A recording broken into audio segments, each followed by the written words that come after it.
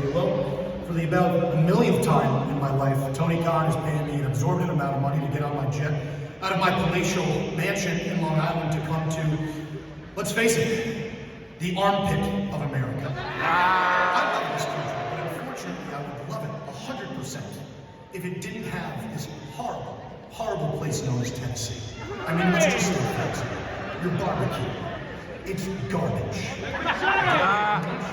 Hot chicken. You wanna know what's so hot about your hot chicken? The fact that it makes me have the shits. And I literally feel like the temperature inside of my body is at 130 degrees. I get a fever. I get food sickness from your food. It's garbage. You know what else makes me sick? Your volunteers. Everybody knows that.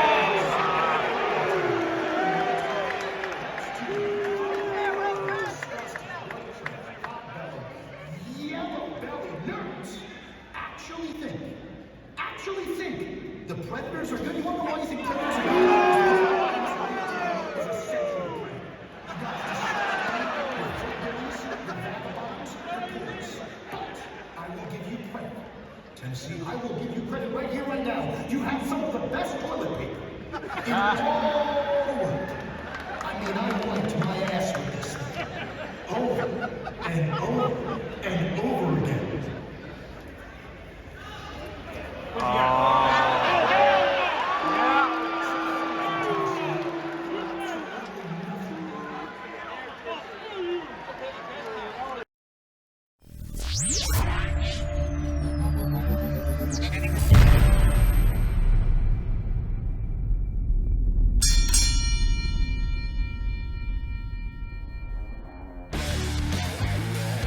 Hey, what's happening, everyone out there in YouTube land? It's Saturday. You know what that means. Time for another jam-packed episode of ABW Detonate, somewhere up there, right here on YouTube. I am the old school AB, being joined once again by the Bard of the Boiler Room, the Deacon of Destrucity, the Pontiff of Pain himself, one and only, Kind Man, how the hell are you today, my friend? I'm doing good. Straight off the airplane from Nashville, blood and guts. I'm just settling back in to the boiler room. That's right. A few days at the gin mills. That's right. You got in a day later than I did, but still, nonetheless, you're a bigger drinker than I am. I'm not much of a drinker, so. Yes, there was some alcohol consumed at both blood and guts and beyond. That it was. I can confirm you took it like a champ. Before we get too much further, folks, by the way, do you see that QR code down there somewhere on the screen? I think it's in the middle of us. Great. If you do, scan it. Head over to our Discord server and talk some wrestling with us live. You don't want to scan a code? No problem. The link is always in the description below too. We love chatting with you guys, so what are you waiting for? This isn't a monologue, it's a dialogue. Get with us, won't you? And on that note, let's talk about blood and guts, because you brought it up and it's time that we do that. And I don't want to keep people too long today, but at the same time, I want to give us an ample coverage of what we had. I'm going to ask you quick, have you had a chance to watch it back on TV yet? I did. Okay. I watched it this morning just to make sure, because once again, as we said, I am a bit of a drinker, so I wanted to make sure I remembered everything properly. Right. The TV broadcast is much different, Even though we were in the second row, yeah. And had a great vantage point for every minute of it. I did pick up on some things that maybe you didn't see while you're there live. Right. 2 rings is a little much to look at, I think. Yeah. Especially if you're on the floor and you're trying to look over that sea of people like that. Yeah. Sometimes 2 rings is too much, too much. But I had some problems of my own right away, and I won't dwell on this too much longer. But for those of you who don't know, I've got a condition called gastroparesis. Right? It makes me. It paralyzes my stomach, right? I can't eat food the way normal people eat food. I don't eat the same foods normal people do. I have to watch my fiber intake. And because I'm also a type 1 diabetic, I can't just eat like milkshakes and, bullshit like that, I've got to really watch my sugar, my fat intake, my carbohydrate intake, all that stuff. Like I have to really meticulously watch my diet. So about 2 or 3 days before we were supposed to fly to Nashville, I got really sick and I wound up landing in the ER again. And for a brief moment, I didn't think I was going to make the Nashville show. And to be perfectly frank, I probably should not have gone to the Nashville show because I was sick on the plane ride the whole way there. I was sick in the bar. We went to pour, what was it, Blake Shelton's bar in Nashville, Old Red. And we got in there, I think we were there for maybe 10 minutes, and I had to run upstairs and lay some, I had to paint his toilet bowl green, let's say, with some delectable delights from earlier in the day. And before I knew it, I had 3 security people waiting for me at the exit of the restroom. Sir, are you okay? Have you had too much to drink tonight? I haven't had a drop to drink at all. And they looked confused by that. Like, who would come into a bar and not drink themselves stupid? Well, me, apparently. So, yeah, safe to say, all the way up until the day of the event, I was a wreck. I was not good. I was not doing well. Kind Man can probably attest to that. And it wasn't until I ate a yogurt the morning of the event where everything seemed to kind of, percolate down a little bit, and I was able to keep things down to a great degree. That still didn't mean I wasn't dog-ass tired or sick to my stomach, but yeah. The 2 toughest people at Blood and Guts were the old school AB and Darby Allin. I put them on the same level after watching both experiences.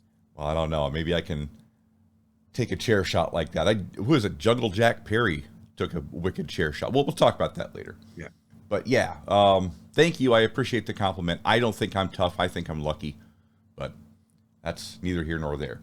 Let's talk about the hats, the matching shirts, and all that good stuff that happened. One of the things that, if you do watch us, we are on camera. You can't see us from the front, but you can see us from the back. We're both wearing Mega Powers t-shirts. I'm wearing yellow, and Kind Man is in orange with the Mega Powers logos on the front. All night, people were telling us what great shirts they were. It was a fantastic time. We both had cowboy hats on. His was more out of wanting to get a cowboy hat for the first time. Me is because I forgot my hat at home, of all things, because the Uber driver was early and made me rush out the door. And you would think that's one thing that I wouldn't forget was a hat, but we digress. Anyways. Me from the Northeast and the way I dress in athletic clothes and cargo shorts and things like that, it's pretty hard to find a cowboy hat that the Kind Man can pull off. But we searched long and hard on that first day. We find one I didn't look like a complete moron in. So now you look good in it, man. Today for our Nashville review. Now you look good in it, man. It's a little high up here because of the right. The mask, but it looks like one of those teeny weeny hats, that you got. You buy for kids. I pulled it off for the first time. This New England boy pulled off a Southwest cowboy hat with class, I will say. Yeah. With class. So yeah, that was our exciting time in Blood and Guts. We had great times. I had a great time. I know Kind Man had a great time. So let's break it down. Let's talk about it a little bit. Let's get right into some wrestling. The Blood and Guts match started off. The night started off actually with a marriage proposal. Nobody saw this on camera. While Kind Man was out getting his Kind Man juice, the announcer, Justin Roberts, he actually came over to the corner where we were sitting, right down there in the front row, and he pointed in our direction. And he's like, "Say, is anybody from over here out of town?" And for the briefest of moments, I thought, well, yeah, I'll raise my hand and be like, yeah, I'm from out of town, because I am. I'm not from Nashville. And unbeknownst to me, there was another gentleman who was actually from out of town too, who had raised his hand, and this was obviously a setup, because Justin Roberts said, "I know you have a question to ask," and it's right there. And they did the whole "Will you marry me" thing, and everybody cheered, and he got down on his knee, and it was a great thing, and the crowd started going, yes, yes, yes. It was a fun time, and it was great. What an amazing moment to watch those two youngsters well, I say youngsters, they were probably about our age, but those two young people finding love in that stage of their lives. And I wish them the best. After the fact, you will see a promo that I've actually tacked on to the beginning of our video here that MJF cut on all of Tennessee, not just Nashville, but all of Tennessee. The barbecues, the toilet paper, all that stuff. You know, he did a pretty standard Andy Kaufman coming to the South interview. You know, he channeled his inner Kaufman, so to speak. And I loved it. So I figured that was a fun thing that people who were not at the event would miss. So I was able to capture it for all of you for ABW here. It's an ABW exclusive. So hopefully you get the joy and entertainment out of that. But the show actually started off with MJF coming out and cutting a promo. He had his cheerleaders come out and lead him to the ring. Give me an M, give me a J, give me an F. And he came out, you know, wearing the international title and basically threw it in the trash and rechristened it the American title, which brought Will Ospreay out for a run-in to chase Mr. MJF out of the building, or out of the ring, rather. And excuse me, I'm sorry, lead to a challenge for the championship again at All In. And MJF on the end saying, I didn't agree to that. I didn't agree to that. Well, no, of course you didn't agree to that yet because you haven't made the match. But again, common sense. Kind Man, what did you think of this segment? On the American Championship, I Yeah. saw some images of it later on. There are side plates. The side plate says, better than Will, and the UK knows it. That's awesome. On one of the side plates. And the other side plate says, the only country that matters. My Lord. So he is obviously going into All In this message. He is trolling the UK. Yeah. Pretty hard. I'm sure he will be welcomed to Wembley very, very well. With warm receptions all around, I'm sure. Right? Yeah. Yeah, I love the flag, by the way, the American flag with all the MJF faces instead of stars. Yeah. That was pretty funny. I tried to get a nice close-up picture of it, but it was when Will Ospreay was sprinting down the other side. So my picture, when I looked at it the next day, it was MJF wasn't even in the ring anymore. And I see Ospreay sliding in the ring. That's what I got. So all right. So I missed my photo op there to have MJF in the ring with the flag in the background.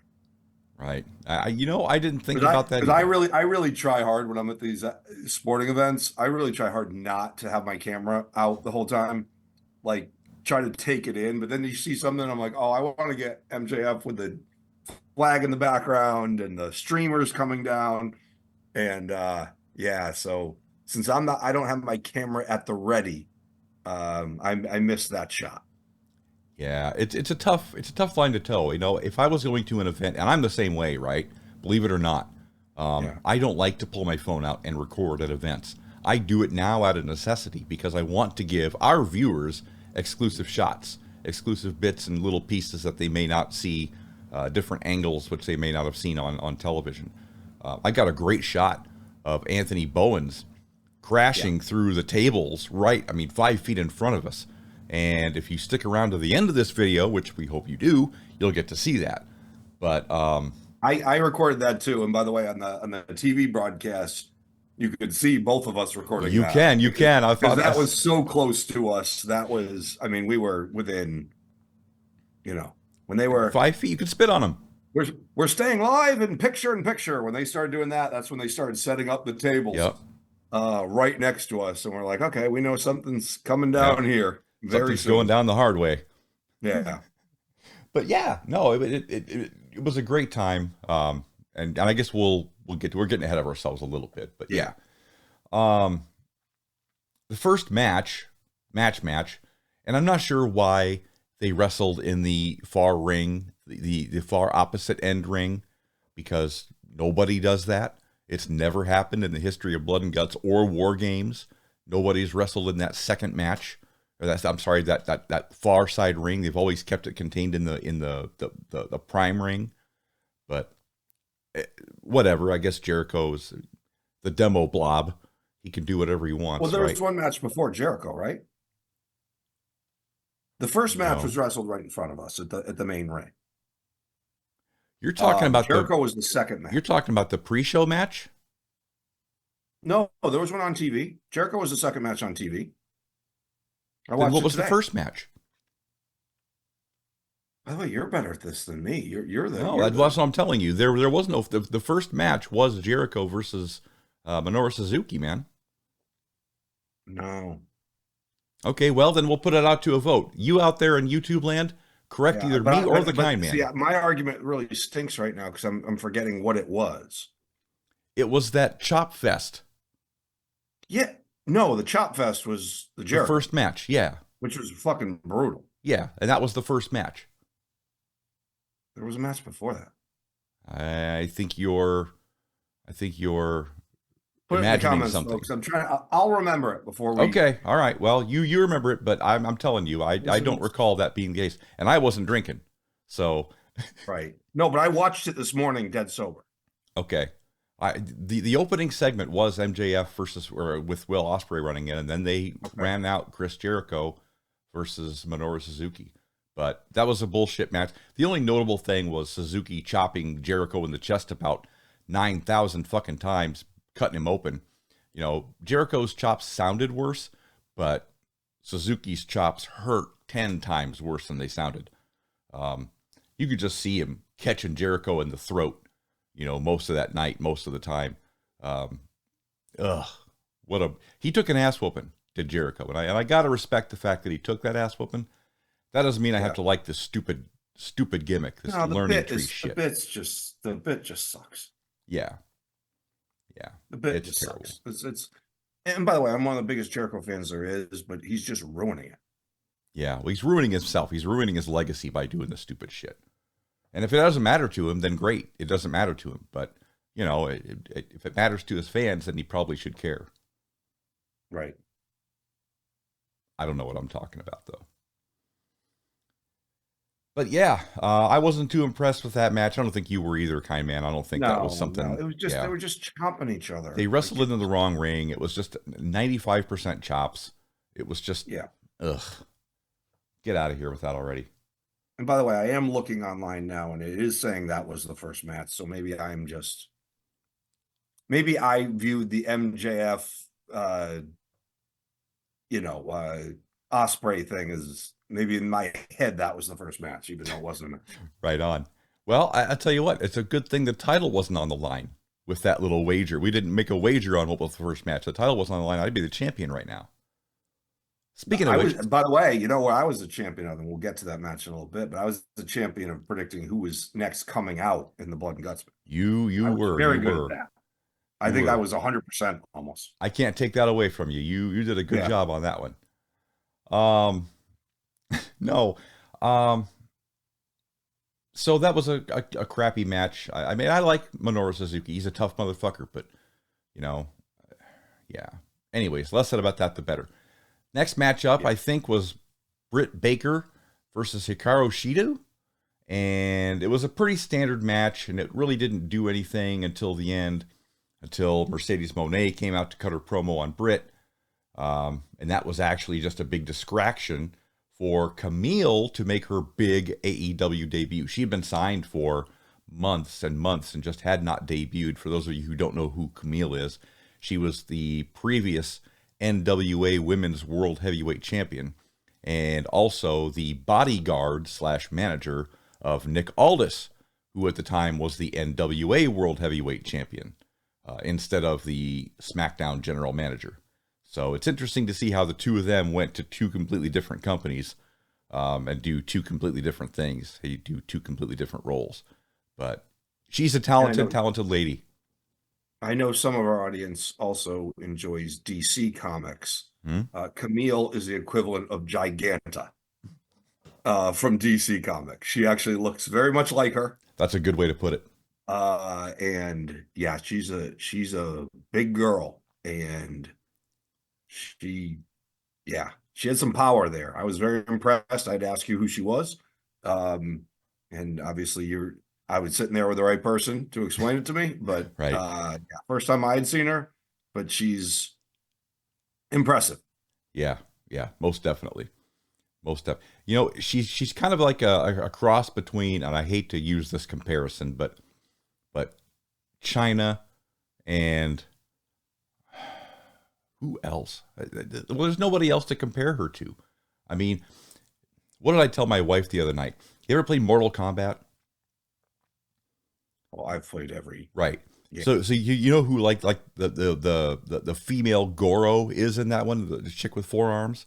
That's who she looks like. Quite some time, but yeah, I think kind of the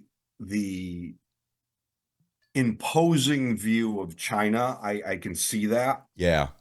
But she's not jacked like China or anything like that. But standing there with Britt Baker and Mercedes Moné, she was very imposing. Yeah, like, it's clear she's jacks huge. her up on the shoulders and with the backbreakers and the bouncing her. And She did the Lex Luger torture rack. That's what that was. That into a power bomb, like very fit, not overly jacked, but very fit, very tall, very very imposing. Yes, that's the word I would. Imposing is a great word to use. Yeah, yeah, yeah.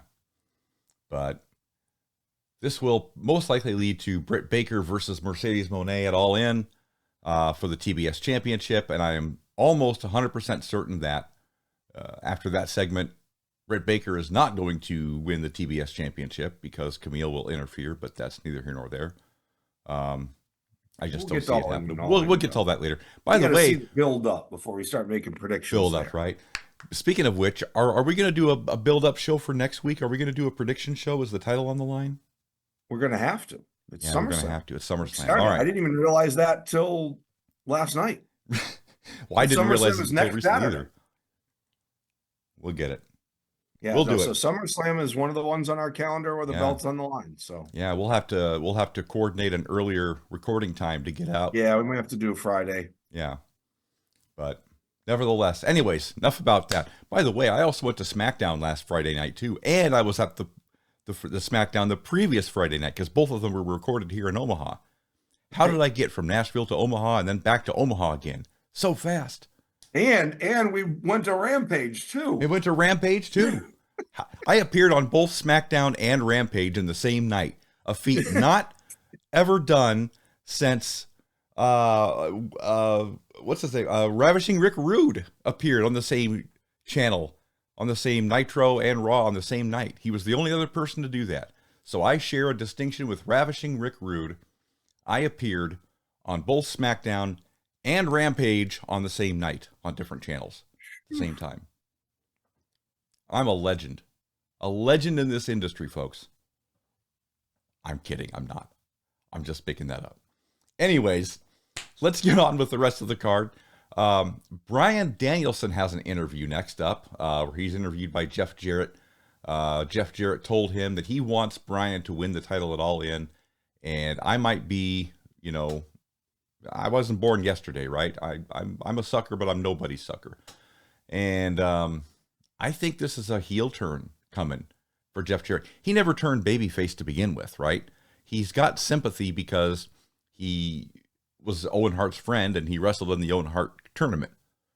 But because he didn't win, I think that's going to be the impetus for him to attack Bryan during the match at All In. It cost him the AEW World Championship, leaving Swerve Strickland still the title holder. But that's just my 1,000-foot view stare from a million miles away kind of look at it right now. We haven't got to the nitty-gritty. Like you said, we should watch it build before I make predictions. But yeah, and Jericho obviously was a positive influence for Team AEW during. Oh, he was. You mean Jarrett, not Jericho. Jarrett. Yeah, Jarrett. Yeah. And it was Renee Paquette interviewing Danielson, and then Jeff Jarrett showed up. And gave his vote of approval. Definitely. His endorsement for the World Heavyweight Championship. Right. Anytime I smell an endorsement, I smell a turn. So we're hearing all kinds of endorsements, and the United States right now. Are any of them tied to heel turns? Uh, World of politics is one big heel Yeah. turn. Yeah, I'm not. The less I discuss about that, the better. Oh, Let's see. What was up next? Pac, which this is my third time to watch Pac live. I love Pac. Pac is one of my all-time favorites. The dude has just got it. He wrestled Boulder, the big guy from Iron Savages, the guy who takes you to Titty City. Pac took that dope to Titty City in about 2 minutes. yeah. I just caught the end because I had ran up to get a beer. That's right. And my favorite part of Pac is when they say from Newcastle upon Tyne, because I am a Newcastle United football fan. Right. So I like Pac just because he's from Newcastle.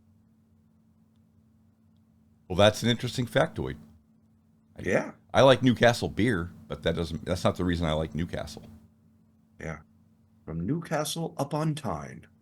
I By like the the way, way English people talk about like where they live. Newcastle beer makes the best fish beer batter. I'm just telling you. Okay. Just my All humble opinion. Newcastle makes the best beer batter for fish. Okay. In Nashville, we did not have any fish and chips. No. I promise that. No, but I did taste some Hattie B's chicken. Ooh. God, Good it tastes like my grandma's hot chicken. I mean, it's delicious. Oh, yeah. I went one from the top. Yeah, you got the second hottest thing. The second hottest. I didn't do the shut the cluck up, which is they're basically the one that you have to sign a release form to eat. So I did one from the top, and it was all right. It was really good sandwich, really good hot chicken sandwich. Mm-hmm. But it wasn't, and I'm a heat guy. It wasn't over the top for me. Right. Okay. But usually the jump from the second hottest to the hottest is the one that takes you from enjoying your meal to dreading it in the moment and dreading it the next morning. Yeah. So Yeah. I liked the lane I stayed in. Yeah. Now, for those of you wondering, I didn't get any sauce on mine, right? Because I couldn't have taken that, but I ate maybe 2 or 3 bites of a regular tender. Delicious stuff. Delicious. And they do have like these really mildly spiced pickles that were just wonderful. I would highly recommend going there if you get a chance to get into Nashville.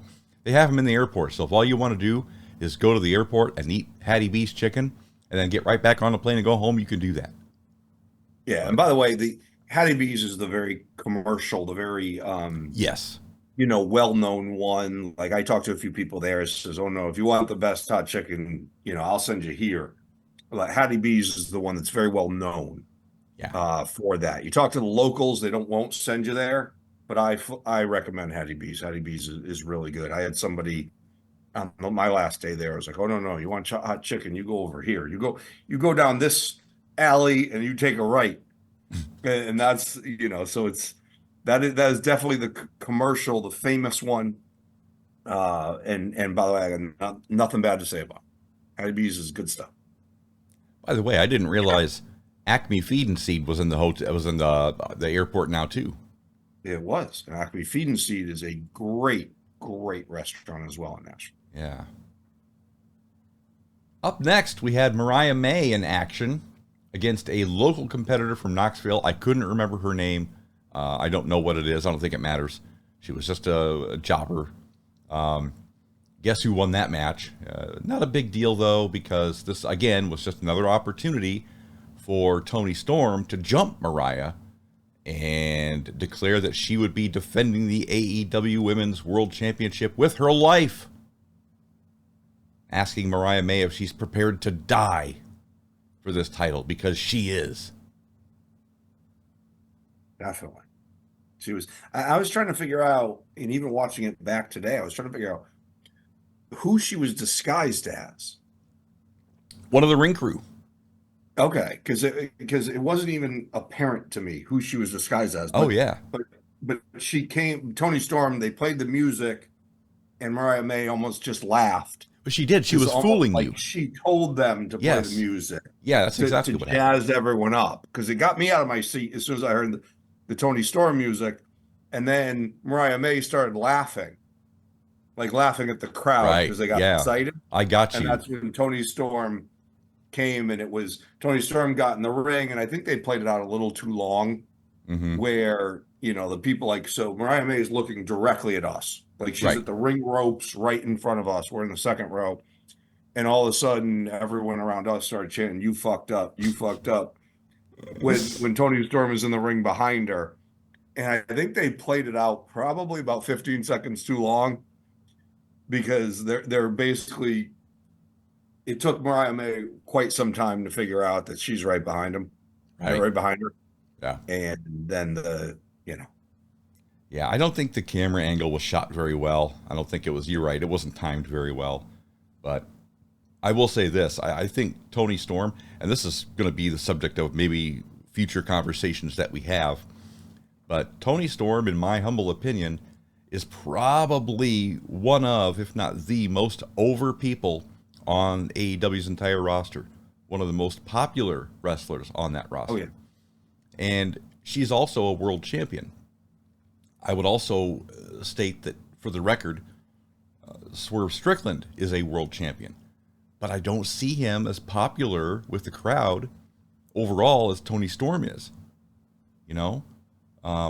No, but I would think he's very popular. I think, where I think Swerve Strickland is very popular? I think Swerve Strickland is very popular, like in his entrance, you got the people singing along, you got the people dancing, but as far as in the match, yeah, I don't think, he's as popular as Tony Storm by any stretch. And I think, and that's sad because he really is crisp in that ring. But I mean, very good. I mean, but AEW told you that. AEW told you, by not having him lead off the show after he won the title. AEW told you he's second class as it relates, which I don't understand, but the way they promote him is as a second tier champion. I agree as well, and I don't think that's fair. But yeah, you're right. It's not fair. But what the point I'm trying to make is, if you have a sitting world champion that is as popular as Tony Storm, do the math. Put her in the main events. She's a world champion. The world champion should always main event the show, right? Yeah. Well, but AEW has never made any sense with their with their order of matches. No, they haven't. You're right. I mean, I've told you this before. I think most times the best match of the night is the first one, with blood and guts. A complete exception, because Jericho versus that chop sucked. We've already talked about that. But yeah, a lot of times the best match of the night is the first one. Yeah. Wasn't MJF versus Ospreay leading a show? Like that hour-long match? I think that led a show. It did, yeah. Yeah. Last week's episode, yeah.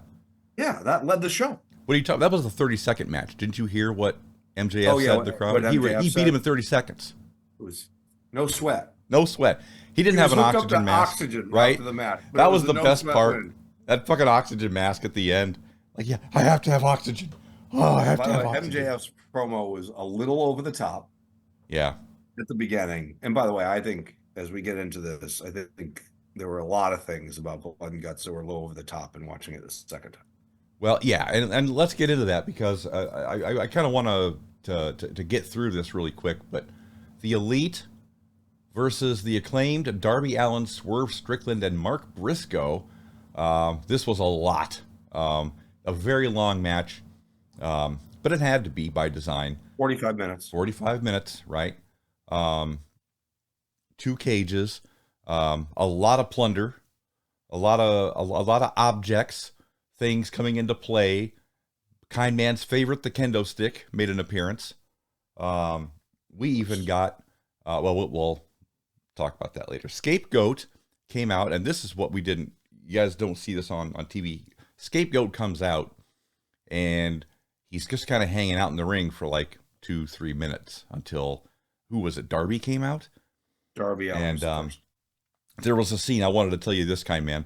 Right as Jack Perry is pushing or throwing or pushing Darby Allin out of the cage, out of the door of the cage, the camera pans, somewhat swiftly to where we're sitting, and you could, if you freeze it on the right frame, you can clearly see my big beard, my hat, and my yellow shirt right there. I'm standing up watching as this happens.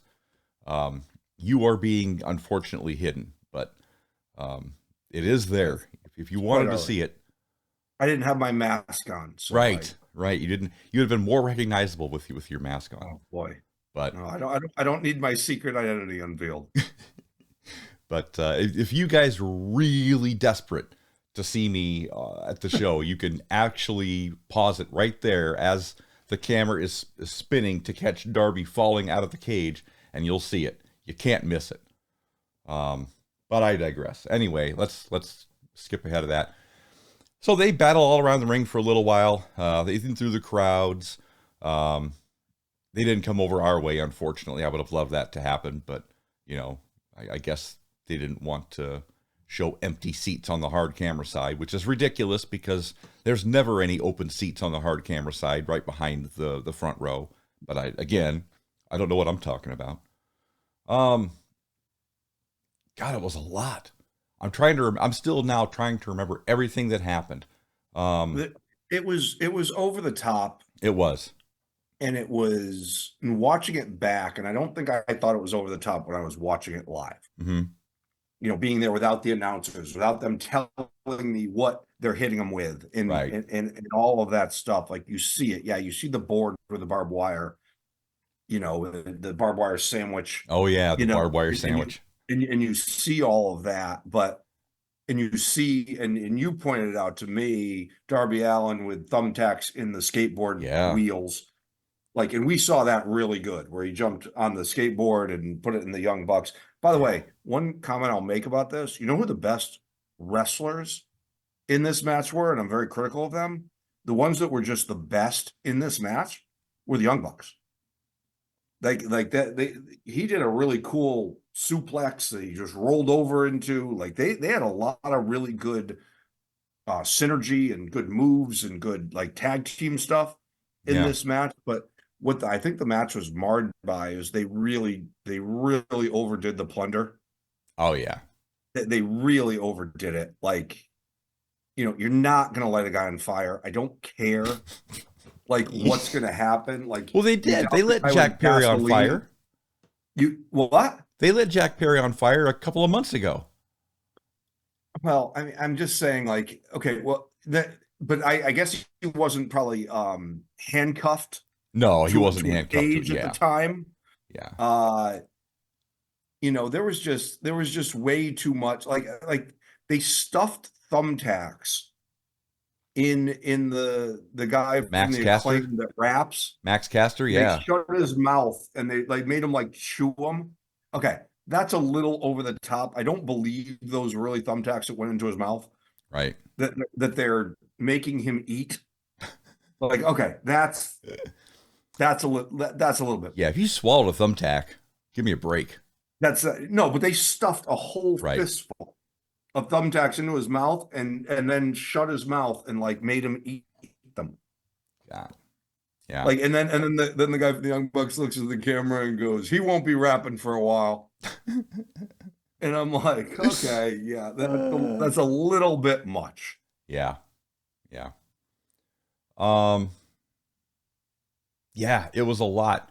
I don't know if we can do justice recapping everything that happened. There was a great spot right out in front of us that, again, we said at the beginning of the show, if you watch, you know, Anthony Bowens take that dive from not the top of the cage, but near the top of the cage on the scaffolding, you'll see us both. That was a signature moment. Yeah. That was a signature moment of the match. And we were honestly like, you know, that was right next to us. Yeah. And it was a lot of fun. I thought the whole dynamic between Hangman Page and Swerve Strickland was good. I wasn't a fan of them never reappearing. Like they went to the stage, they both dived off at some point and they never came back. And I don't, okay. So you're smashing guys with thumbtacks and barbed wire and gonna light motherfuckers on fire, but you can't come back from falling off the stage through a bunch of cushioned tables. I don't know. Cardboard tables, is that what they have down And there? I saw Tenosuke Takeshita sitting like in the far ring corner, just like watching the whole Oh, like lighting on fire thing. Like you know what I mean? Like it's like, okay, you're over there. Why don't you go yeah, over and help? Okada. Like there. By the way, in matches like this, there's you're always going to have your downtime. I mean, like Mark Yeah, Briscoe was like doubled over the middle rope at one point, and he took like a little 5-minute break. I think You Mark know Briscoe that's was the going to happen. MVP of the show of the match itself. But Well, I thought the Young Bucks were fabulous. I thought if you actually go back yeah, to when it was 3-on-2, okay, when it was 3-on-2, when two of the three were the Young Bucks, I thought that segment before the third team AEW came out, hmm I thought the Young Bucks were absolutely A+ for that 3-on-2, whatever it was, sure. 5 minutes, 4 minutes, whatever it is. I won't take anything away from them. They know how to perform professional wrestling maneuvers in the ring. Yeah. And that's as far as a compliment as I will give them. No, but I mean their bit sucks. But you know what? It's because their bit sucks so much. I have never appreciated their in-ring Yeah, until this match. yeah, Because I thought they were great in this ring. When it wasn't plunder, when it was actually wrestling, when it was, they were really good. I don't know yeah. what that move's called where he does that rolling suplex. And he keeps going. Like it was really good. Yeah, I don't know if there's a name for it. There I'm was, I sure there forget. is. Yeah, I I wasn't taking notes yeah. this morning. Probably should have. I try not to pay attention to the Young Bucks. So, Yeah. um, I also want to talk about Brandon Cutler. He came out for whatever reason, as did Billy Gunn, and I guess they were trying to help Swerve get out of his predicament because Hangman Adam Page had handcuffed him to the cage at one point, who was also threatened to be fired by the Elite if he didn't get in the match and start wrestling. But neither here nor there. Because he didn't come down at his scheduled No, time to come down. no, So when they should have had a 5-on-4 advantage, they did not. right. Yeah. What else happened? Oh, the Brandon Cutler's guitar shot. Jeff Jarrett. You commented way, all night. perfect. That was so perfect. Perfect. The way that guitar went into his head and just right in the middle, like Jeff Jarrett, It was bullseye. right out of the sound hole. Poof, the top of his head was sticking right out of it perfectly. Best guitar shot Jarrett's ever had. Perfect. Right in the middle. Like, I bet you if you brought a ruler out and measured both sides, that dude's head They'd be- was smack dab in the fucking middle. Yeah, bullseye. But yeah, it was an interesting match. It ended. I didn't really like the way it ended with, Darby Allin getting the fire, the gas can started, and It's just over the top. the unprotected chair shot probably wasn't necessary. Right. But I'm not Jack Perry, and I'm not the one taking the chair shot. So Well, but I think it made sense. The Young Bucks protecting Perry. it did. From and Perry looked good because Perry wouldn't give up, Right. even with the gasoline and all that stuff. I just thought the lighting on fire thing was just too much. Yeah. Maybe they could bring one of the referees into the ring with a fire extinguisher Right. to make it actually look like it could happen. Yeah. Like if they took security measures to say, hey, if you're going to do this, we're right here. Yeah. Like, you know what I mean? Like something like that. It just made it feel like it was realistic that he could be lit on fire. But I never thought they were going to light on fire. But I get the Young Bucks defending, protecting, Jack Perry from himself. Yeah. I think every year they try to raise the bar as to what they're going to do, the limits as to what they can do in these blood and guts matches. And I think that they reached a point where the only thing they can do is threaten to set a motherfucker on fire. Because we had staplers, we had fucking all kinds of bullshit. Yeah, the staples in the neck, that's another example of just over the top. Like you can't convince me that that's It's too much. Yeah. No, Not you're even right. well, I know it's not real. Like I know when Swerve Strickland jumps back after getting a staple gun in the neck. I know that's really didn't happen. Yeah. Yeah. It's sad. I mean, I would It's just too like, much. Like, have more wrestling, have more falls. Have more top of the cage bit. Like, yeah, because at least people know that's real. Like, right. it's not it's scripted, but it's real. Right. There are so many Fakes other things at your a disposal to fake use. staple gun, Yeah. a tack that doesn't have a point to it. Like okay, great, get it. Yeah. Just I think you hit on the head. They're trying. And by the way, I didn't think that way watching it live. No, no. When you But watch it I also live, didn't have the announcers telling me all of right. these things Correct. that what was happening. Yeah. So yeah, it was a little bit much. Yeah. Having said that, if I were to wrap this up, I would give it, probably.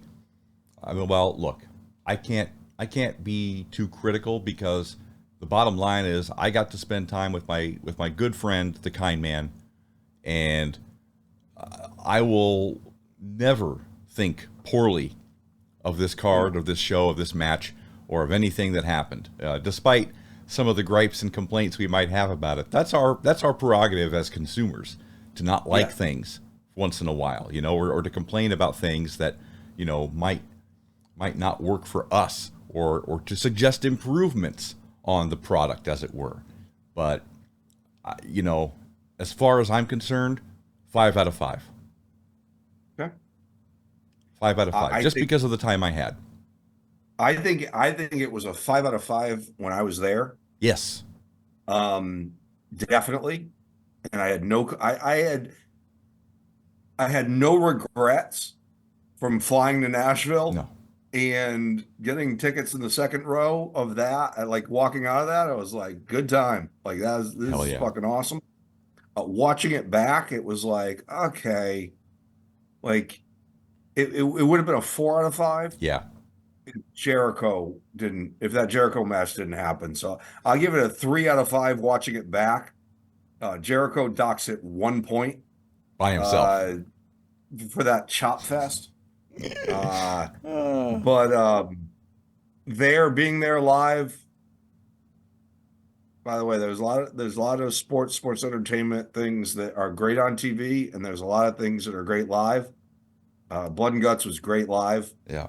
Hockey, by the way, for those of you that don't go to never been to live hockey, go to a live hockey game. That's awesome. Uh, but yeah, Blood and Guts watching it back on TV wasn't as good as it was being there in person. I agree. We also stuck around for Rampage, but I don't want to really cover a lot of Rampage tonight. Yeah. There was a I pretty don't know. cool. The only thing I'll say about Rampage is they had Darby Allin win the Yeah. over the top, which gives him a title match at Grand Slam, whatever that is. But they also Darby Allin negotiated in the win of the Blood and Guts match, negotiated a match against Jack Perry. So now we have Darby Allin on the same night, even though they were broadcast on different nights, Hmm. secured 2 title shots for 2 different titles. Yeah. Do you think? That seemed odd to me. Well, I mean, do you think Darby Allin could wind up being a double champion? No, I don't think they want unless you're looking at one of these ancillary champions like New Japan or Yeah. some other promotion. I don't think like for example MJF right now um has called out Swerve Strickland right during his promo. Hmm. But he's still got Osprey, so he's got the now American Championship, which Yeah. is formerly the whatever the International Championship. Yeah. And now he says, "I'm coming after Swerve, but I'm coming after Swerve at the right time."